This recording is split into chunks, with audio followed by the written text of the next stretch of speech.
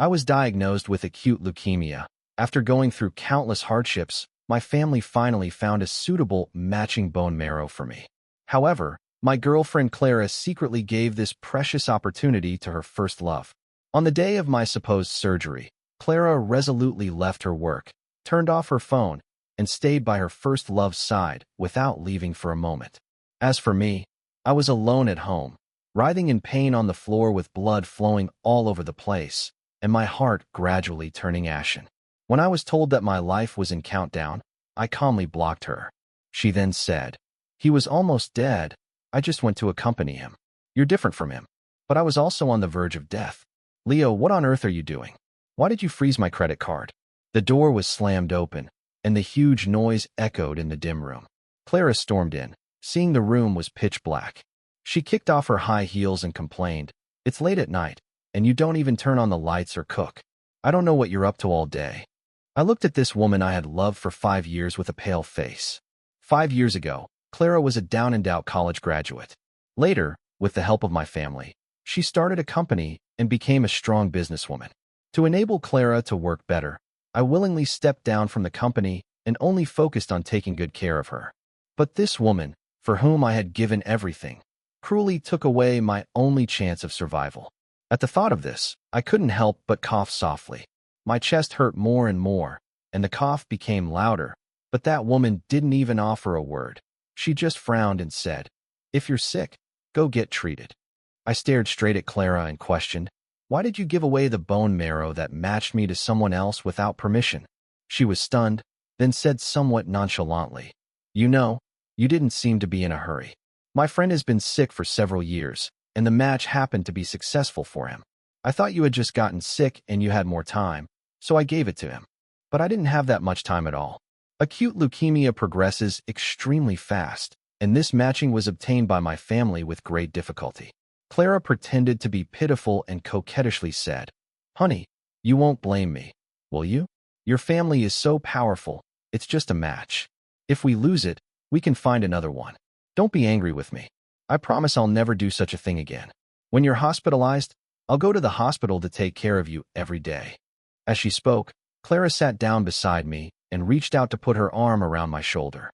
A faint mint smell wafted in the air, which was the perfume her first love liked. This woman was with her first love just a second ago, and now she was pretending to be affectionate to me. It was really disgusting. Slap. I forcefully slapped Clara's hand away. She showed a shocked expression, then immediately said impatiently, "What are you doing, still getting angry over such a trivial matter? Do you know that you stopped my card today and I almost failed to pay? Do you know how embarrassing I was? You're simply crazy." I didn't know. All I knew was that this stupid and selfish woman had taken away my only way to survive. I looked at her expressionlessly and said, "Clara, get out of my house." The chattering woman suddenly shut up. She stared at me in disbelief. "What did you say? You want me to leave?" I sneered, "This is my house." Clara instantly stood up. She was like a lit powder keg, pointing at my nose and shouting, "You mean you want to break up with me?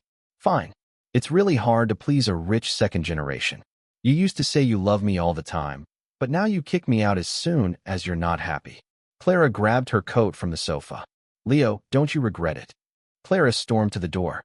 Seeing that I was watching indifferently without any intention of stopping her, she stopped in place and shouted loudly, "Leo, even if you kneel in front of me and beg me next time, I won't watch you anymore." I was left alone in the quiet room.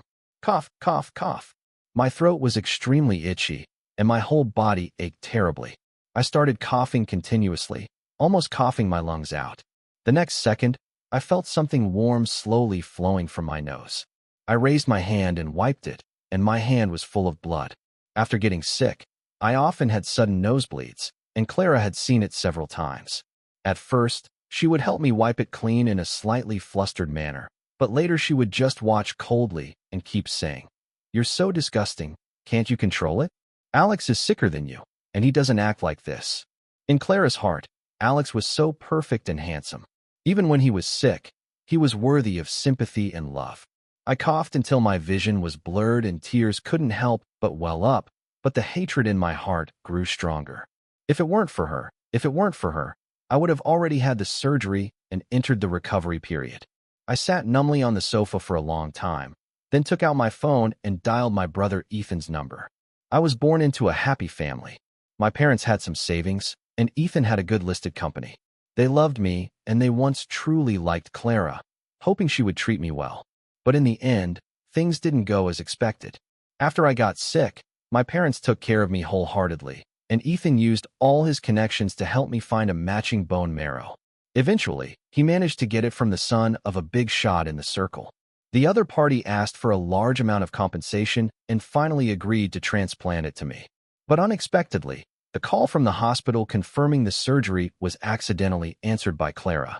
By the time we found out, Alex had already had the surgery, and the donor couldn't donate a second time within 3 months. Because of this, my father was so angry that he was hospitalized. My mother cried all day, and my brother held my hand and told me that he would definitely find a way to save me. I was very grateful to have such a family. I really didn't want to leave them, but fate was so ridiculous. I called Ethan to apologize and hoped he could take good care of our parents and not be sad for an unfilial son like me. Ethan was silent for a long time before saying, "You've always been their pride, and also mine." I burst into tears. "Brother, help me sell this house, okay?" He replied. This house, which carried the 5-year memories of Clara and me, was finally sold smoothly. In the last days of my life, I didn't return to my relatives. The pain brought by the disease not only tormented me, but also my loved ones. I cowardly chose to end it. I mixed the medicine with hot water and swallowed it, then fell into a deep sleep. Gradually, I felt the pain in my body getting lighter. When I opened my eyes again, I was surprised to find that Clara was standing in front of me. Everything was white. This was the hospital. Her eyes stared straight at me, and I couldn't help but take a step back in disgust. The next second, I was shocked to find that she actually passed through me. I had become a transparent ghost and was forced to follow her. "Alex, why did you get out of bed?" Clara rushed towards Alex behind me.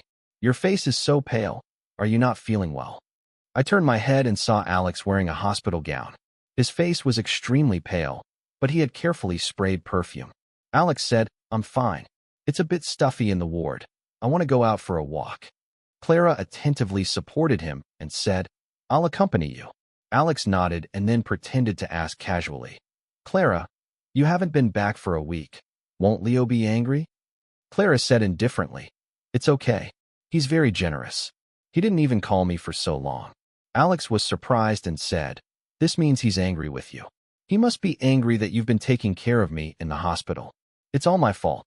Alex pretended to be pitiful and said, "If it weren't for the fact that I have no parents and can't find anyone to take care of me, and even this illness was cured by you, I'll pay you back the money as soon as possible." Clara was really infatuated. My brother said that Clara's company was having trouble with cash flow recently, but she could still take out a large sum of money to have surgery for Alex. She coaxed Alex a few words and said she would go back to get some clothes to change and then come back. I watched Clara drive home. Unfortunately, she didn't know that I had thrown all her things away. Ding, ding, ding. The door lock kept sending out the wrong password prompt. Clara frowned and complained. That bastard Leo actually changed the password. As she was speaking, the door was suddenly pulled open and a burly man appeared at the door, frowning at Clara. "What are you doing?" Clara was startled, then asked angrily, "Who are you?" "Honey, who's been trying to open our door?" A woman in a red nightgown peeked out. The woman immediately blocked the man and looked at Clara somewhat warily. "Who are you? Why are you keep pressing our door password?" "I've called the security." "Behave yourself." Clara was stunned and asked, "Your house? But this is clearly my house." The woman said speechlessly, "Are you crazy? I just bought this house a week ago. How could it be your house?" Clara was puzzled at this moment and thought, "Leo, he sold the house? How could it be possible? He was just throwing a tantrum." Just then, the security guard rushed over from behind and invited Clara out. Clara was still in a daze. She grabbed the security guard's hand in disbelief and asked, "Leo sold this house?" The security guard nodded. "Yes. Leo seemed to say he was going back to recover from his illness and suddenly sold the house." "Does he have some serious illness?" Clara's words suddenly stopped, and her expression became hesitant. I naturally knew what she was thinking. She must be wondering how serious my illness was. Clara was sent out of the community. I stood behind her and watched her type, acute leukemia, to start searching. The more Clara searched, the more solemn her expression became. Finally, she was in a panic, and her hands started to shake. At this moment, I actually felt a bit of pleasure in my heart. This is just the beginning, Clara. Your good days are yet to come. Clara started to call me frantically. As soon as the call connected, a cold female voice came from the other end. This number has been canceled. Clara's face turned pale. She looked at her phone in disbelief, then started to call my brother and my parents, but it was always busy. Naturally, after I died, my family must have blocked her. It was 10 o'clock at night. Clara hesitated for a while and was about to take a taxi to my parents' place when Alex called her. The man on the phone said pitifully, "Clara, I didn't mean to disturb you, but I suddenly feel very uncomfortable. I don't know if my body has a rejection reaction." Clara hesitated for a moment and said, "I'll come to the hospital right away." When she arrived at the hospital, Clara asked, "Should we call the doctor?" Alex looked at her with a bit of apology. "I just called the doctor. The doctor said I'm just under too much pressure. I'm sorry. Clara, I made you come here for nothing." Clara was silent for a long time. Alex obviously also noticed Clara's abnormality. "Did Leo quarrel with you again?" "I'll call him and explain." In the past, as long as Alex made a call or sent a text message, Clara would drop everything in her hands and rush to his side. For this, I had quarreled and made a scene with her, and later my heart gradually grew cold. I would look at the sumptuous food in front of me and coldly watch this woman leave without hesitation. Perhaps at that time, my love for Clara was gradually disappearing. Clara asked, "Alex, you've had this disease, so you must know something about it, right?" Alex was stunned, then nodded uneasily. Of course he would feel uncomfortable. In the past, Clara took his feelings into consideration and never mentioned his illness on her own initiative. Now she actually asked on her own. Alex must be very puzzled. Clara asked, "Is acute leukemia dangerous?" Alex was surprised and said, "Does Leo have acute leukemia? Didn't you say it was just an ordinary leukemia and was detected in the early stage?" Clara couldn't say a word. She had never cared about these things. Alex said again, "The hematology department of this hospital is very famous. If Leo is sick, he is probably in this hospital. Maybe you can find him if you look for him." Alex just said it casually, but this time Clara actually nodded seriously. "You're right, I'll ask. I'm sure I can find him." I watched Clara ignore Alex's shouts, leave the ward absent-mindedly, and rush straight to the doctor's office. She stared at the doctor. "Please, Leo is really my boyfriend. I want to know which ward he is in." The beautiful female doctor, Lena, looked at her strangely, pushed her glasses and said, "This is not in line with the regulations." Bang! Clara slammed the table heavily. Her eyes were red, and she was breathing rapidly. "I just want to know how Leo is doing now. I'm really worried about him. He's my boyfriend. Why can't I know?" Lena flipped through the medical records, then asked expressionlessly, "Since Leo is your boyfriend, why don't you know his situation?" Clara was speechless.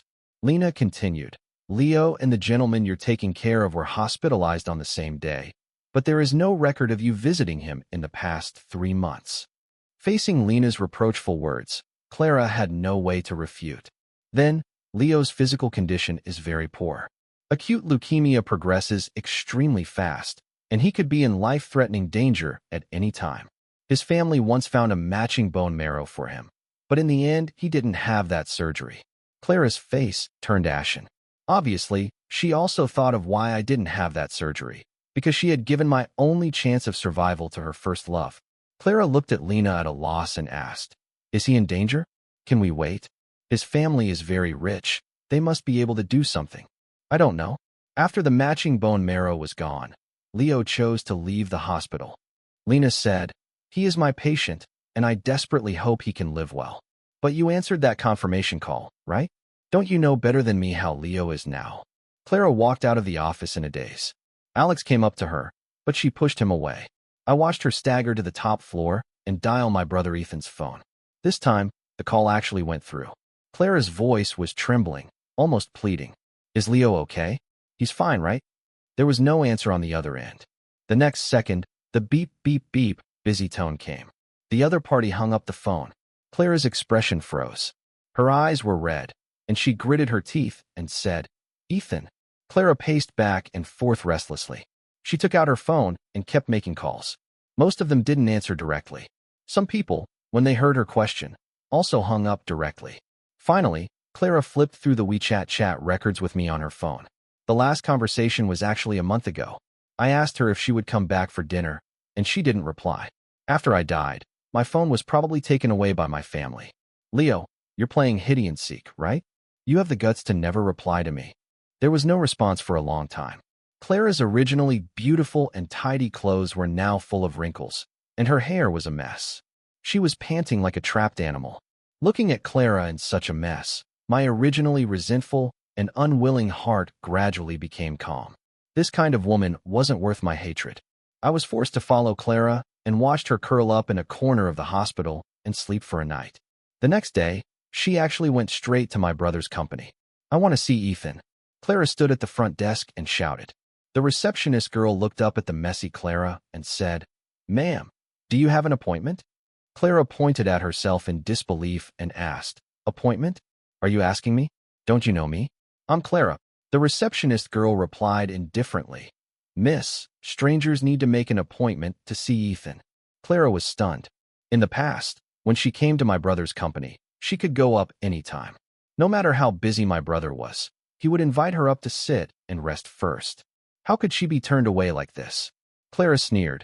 "I'm here to talk to Ethan about his brother's matter. Are you sure you want to stop me?" The receptionist's face turned cold. "Please make an appointment first." "Fine. If you don't let me see him, I'll just sit here and not leave." With that, Clara plopped down on the reception sofa in the lobby. I stared at her from afar and suddenly found it very ridiculous. Clara once said that I was sometimes very impolite and rough, always making trouble out of nothing. But wasn't she more like a shrew making trouble out of nothing now? The receptionist clearly had no intention of indulging her. She turned her head and murmured a few words into the walkie-talkie. In less than half a minute, a group of strong security guards appeared and roughly pulled Clara up. Clara roared angrily, "What are you doing? I'm Leo's girlfriend." Clara started to struggle violently, but as a weak woman, how could she match these burly men? I watched as she was dragged out like a dead dog, and one of her high heels fell off during the struggle. Clara kept shouting that she was my girlfriend, the sister-in-law of the future CEO of Thunder Company, and asking how these people dared to treat her like this, but everyone just looked at her indifferently. Clara finally realized something was wrong. She lay on the ground and looked up at the receptionist who was looking down at her and asked, "Did Leo really abandon me? How ridiculous." I didn't know if she was pretending to be stupid or really stupid. She still didn't believe that something had happened to me at this point. The receptionist girl, with a look of disgust on her face, was about to speak when she saw Clara's eyes staring straight behind her. I followed her gaze and was shocked. It was my brother Ethan, whom I hadn't even seen for the last time. He was wearing a sharp black suit. His face looked a bit haggard, and at this moment, he was coldly watching the farce in the lobby. I couldn't help but take a step forward and said, "Brother." I felt wronged and sad, but as a ghost, I couldn't even shed tears. Clara struggled to run in front of my brother and eagerly asked, "Is Leo okay? I heard his illness is very dangerous." Ethan said, "You knew his illness was dangerous, yet you gave the quota to someone else behind our backs." Clara froze and said, "Wronged? I didn't know at the time. Leo seemed fine, so I gave it to Alex." "First, where did Leo seem fine?" Ethan said with hatred in his eyes. "Leo would lose a lot of hair during each chemotherapy, and at night, when the illness flared up, the bone pain kept him awake all night. You, on the other hand, were out socializing until midnight and then made him, in that condition, take care of you. Is Clara even human?" Clara replied in a low voice, "But Leo never told me these things." Ethan looked at Clara, getting angrier. "Did you give Leo a chance to tell you?" "Clara, ever since Alex contacted you, your whole heart has been on him. For that man, you even risked the company's cash flow break to send him to the best hospital and even snatched away my brother's only chance of survival." Clara immediately retorted, "No, I like Leo. I saved Alex only because I couldn't bear to see him suffer. He's also alive. How could I just stand by?" Ethan sneered and said, "Did Alex ever tell you that he has 3 houses in New York and millions of dollars in savings?" Clara's voice stopped abruptly. She looked at Ethan in disbelief. Ethan looked at her with disgust and said, I'm really looking forward to seeing how far that guy will go for you. You want to see my brother? Let's go." With that, Ethan walked out the door first. Clara hesitated for a second and then immediately followed. I didn't know how long I could still exist in this world. Seeing Ethan at this moment, I felt mixed emotions. I followed him closely, just wanting to spend more time with him. Along the way, my eyes were always on my brother. He stared expressionlessly out of the car window. I couldn't read the emotions in his eyes clearly. He looked very haggard. I felt a bit guilty. I chose to end my life to get rid of the pain, but it put all the pressure on Ethan. He suddenly lost his brother and still had to take care of our elderly parents. I gently placed my hand on his, remembering when we were kids. Our parents were very busy, and it was my brother who took care of me. Although he was reluctant in words, every time I played tricks and refused to walk, he would silently carry me on his back. Later, when I said I liked Clara, even though he didn't think highly of her, he still helped her. Without him, Clara's company would probably have gone bankrupt long ago. I bitterly cursed Clara in my heart. She was really heartless and ungrateful. I was really blind back then. The car stopped steadily. Clara was stunned when she opened the car door and got out. She stumbled and almost fell. Only then did I realize that Ethan had taken Clara to the cemetery. Clara's legs went weak. Ethan casually pointed at two bodyguards and said, "You two, carry her. Since she wants to come, let her kowtow properly to my brother." The evergreen trees in the cemetery stood upright. Ethan walked forward step by step and finally stopped in front of a new grave. The stone slab of the grave clearly looked newly sealed. There was no tombstone, and it was filled with flowers. He turned his head against the light and looked at Clara. "Didn't you want to see Leo?" The color drained from Clara's face. She walked forward with heavy steps, but tripped over her own feet and fell to her knees in a sorry state. The flowers in front of the grave were knocked over by her. She somewhat nervously tried to hold the flowers up and then slowly looked up at Ethan. I noticed that her eyes were bloodshot. Clara shouted angrily, "You're lying to me, right? How could Leo die? It's only been a week, just a week. Leo was killed by you," Ethan said coldly. Clara trembled all over and stared at Ethan in disbelief. "Ethan, you're talking nonsense. How could I harm him?" Ethan raised his hand and made a vague gesture in the air, then asked softly, "Why not? This disease is very painful when it attacks. I saw the home surveillance. Leo was writhing in pain on the floor, but he couldn't even cry out because there was no one at home. He wanted to get his phone, but his hands were shaking so much from the pain that he couldn't even dial the phone. Did you ever see Leo suddenly have a nosebleed?" Clara froze. Her lips trembled, but she couldn't say a word. Ethan wasn't going to let her off. He described the blood that fell on the ground and how Leo was alone, kneeling on the ground, slowly wiping the blood clean. I felt a bit embarrassed. If I had a physical body, I probably could have dug out a 3-bedroom apartment on the ground.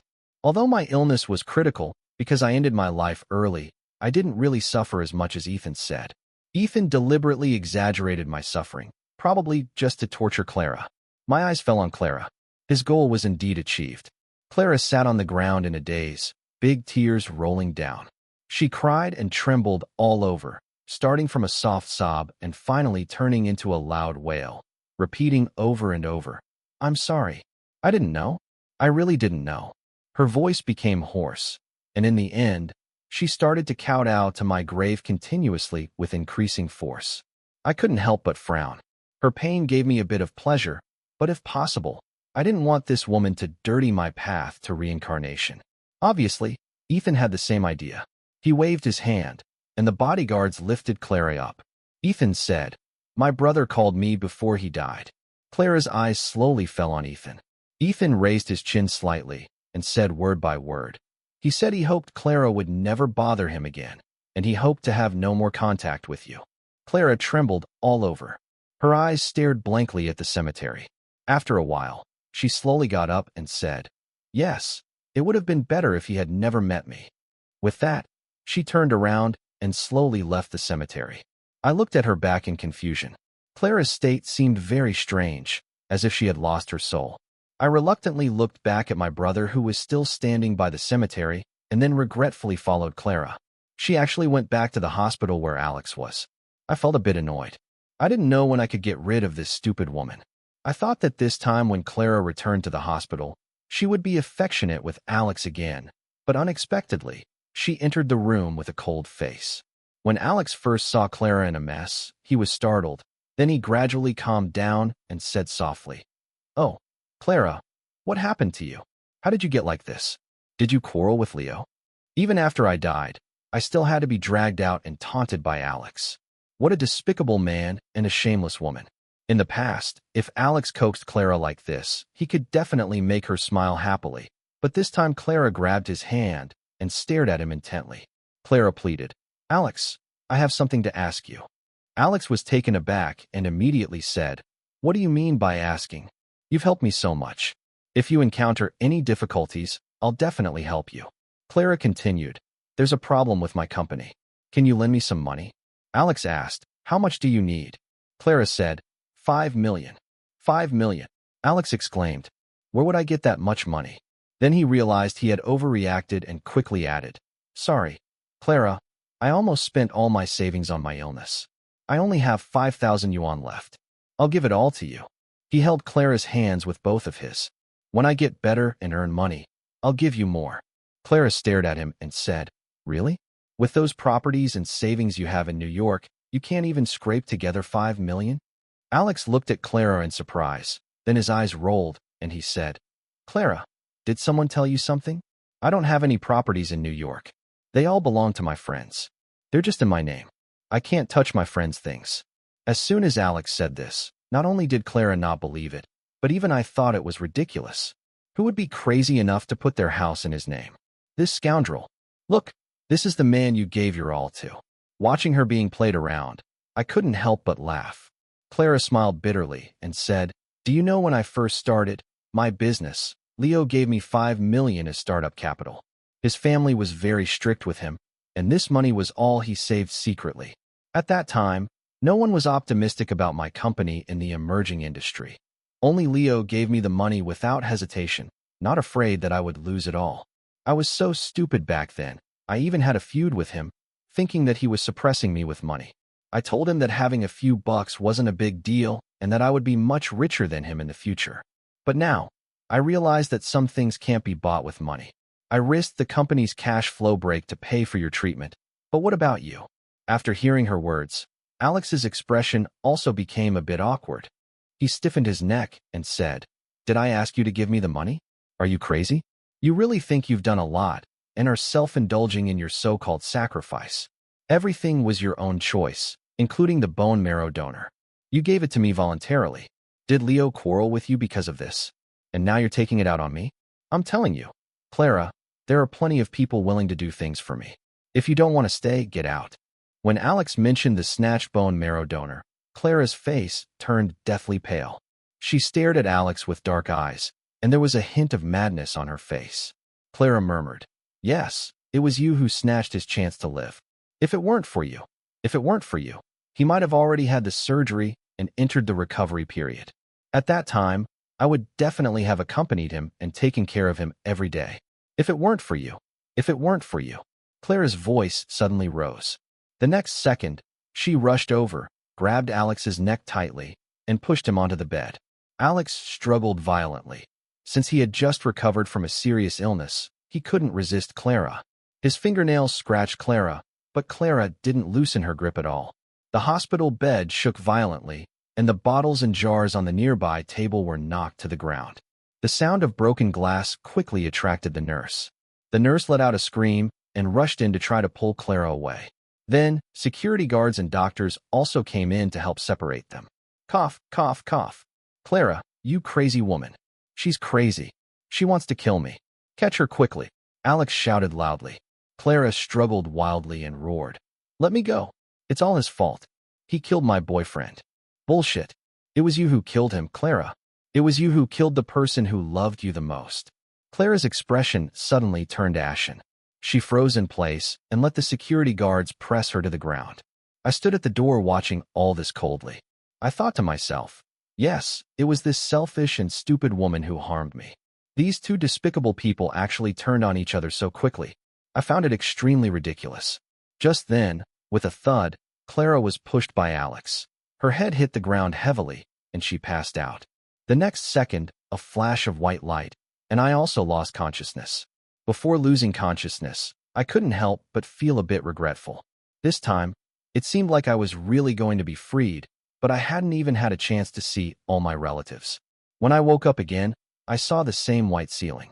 I actually woke up in the hospital again. Fortunately, I already had the experience of being a ghost, so this time I wasn't panicked at all. Click. The door was pushed open, and it was Ethan who came in. His eyes swept over my face and then landed on a small table not far away. He walked over and put something on the table. I was stunned, but the next second, my mood became heavy again. He was in the hospital. I didn't know who it was for. Was it for my parents? Or was there something wrong with his own body? I looked at him worriedly. He scooped out half a bowl of porridge from the thermos and walked towards me. Awake. I pointed at myself in disbelief and asked in surprise, "You can see me?" My brother rolled his eyes and said, "Did you damage your brain during the surgery?" I said, "But didn't I die?" Ethan's face fell. "Who said you died?" I said in disbelief. "I clearly remember it. Then I went to your house. There was a whole process of gastric lavage and emetic." Ethan said calmly, "But because your body was too weak before, you somehow fell into a coma. Later, we found a matching bone marrow for you and directly performed the surgery." I asked doubtfully, "So now my illness?" "Yeah, it's already cured. There's no rejection reaction for now," my brother said with a cold smile. "You're in good health now. When you get out of the hospital, my parents and I will give you a good beating." Hearing this, I shrank my neck in fear. Then I remembered that miraculous experience of being out of body and following Clara. I tentatively asked, "When I was unconscious, I had a strange dream. I dreamed that I was out of body and following Clara." Ethan pursed his lips, looking disappointed. "You're really something." Seeing that he misunderstood, I quickly explained, "It's not what you think. I followed her and saw her being severely tortured. It was so satisfying. I also saw you take her to a grave without a tombstone and tell her I was dead." Ethan was stunned and said in surprise, "I did do that." I was shocked. "You really bought a grave for me? Aren't you cursing me to death?" Ethan said, "Didn't you originally not want to live? You were half dead in the ICU at that time. Why couldn't I buy a grave for you in advance?" I was stunned and immediately realized something was wrong. I quickly asked, "How long did I lie there?" 3 months. My God, I was in a coma for 3 whole months. I immediately felt guilty again. They had been worried about me for these 3 months. I knew I must have been in great danger at that time. Otherwise, they wouldn't have bought a grave for me in advance. My heart felt a bit sour. This was my loving family. I knelt on one knee and reached out to hug my brother's neck. "Brother, thank you. I'll definitely listen to you from now on." Ethan was silent for a long time. Finally, he raised his hand and hugged me. "As long as you know." I thought for a while and then asked, "By the way, what about that grave then?" Ethan replied, "I sold it for $5 million. I said in surprise, No way. There can't really be a fool who would spend $5 million on a broken grave, right?" From that day on, I started my rehabilitation life. Because I had been lying in bed for too long, my limbs were a bit weak. My brother hired a professional to help me with rehabilitation, and it turned out to be the female Dr. Lena, who had stood up for me and criticized Clara in the hospital before. Lena was a very humorous and witty person. Every time she examined me, she would find some topics to amuse me, and at work, she was very careful with her help. I recovered quickly and could soon walk outside the ward with someone's company. One day, as I was walking slowly with Lena in the garden, we heard crying and commotion ahead. Lena supported me, and we stood aside from a distance to watch. I looked closely and found that it was Alex. For some unknown reason, he was sitting on the ground, wailing. All of his former handsomeness had vanished. He clung tightly to the nurse's clothes, his expression wild, looking like a madman. Alex kept shouting, "Why is there a rejection reaction? Why is your medical skill not up to par? Otherwise, why am I having a rejection reaction? I don't want to die? Where's that volunteer? Ask him to donate bone marrow to me again. I have money, a lot of money. Save me, save me." "Sir, please calm down. We've already contacted that volunteer. Donations are all voluntary. If he doesn't want to, we can't force him." I stared in Alex's direction, unable to snap out of it for a long time. He actually had a rejection reaction. Noticing that I kept looking over there, Lena asked me in a low voice, "Are you tired? Let's go back." I nodded and, leaning on her, turned around. The next second, I was stunned in my tracks. Standing right behind me was Clara. She was staring intently at me. I groaned inwardly, hoping this annoying person wouldn't bother me. Lena clearly saw her, too. She frowned slightly, then helped me walk away slowly. As we passed by Clara, I heard her say in a low voice, "Leo, I'm sorry. I was really happy when I found out you were still alive. I bought that grave from your brother. If I die, I want to be buried in it. If there's a next life. Clara, please believe that this is a materialistic society." Lena beside me suddenly said, "If you count on the next life for everything, doesn't that mean you've been a failure in this life? Be more realistic. If you can't even live this life well, why do you think you'll be able to be a human in the next life?" Clara's voice stopped abruptly. Lena really had a sharp tongue. I almost wanted to applaud her. She saw me looking at her, gave me a gentle smile, and led me away slowly.